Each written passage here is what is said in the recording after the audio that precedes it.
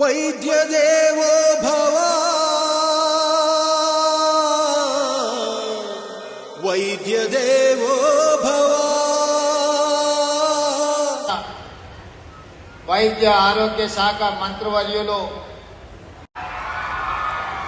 ఈరోజు ఉప ముఖ్యమంత్రి వర్యులు మిత్రుడు బట్టి విక్రమార్క గారిని, హైదరాబాద్ నగర ఇన్ఛార్జ్ మంత్రివర్యులు ఈరోజు డాక్టర్లుగా తెలంగాణకు సేవలు అందించడానికి డాక్టరు డాక్టరు మీరు దైవదూతలు, ప్రాణమిచ్చు దాతలు, నేలపై తారు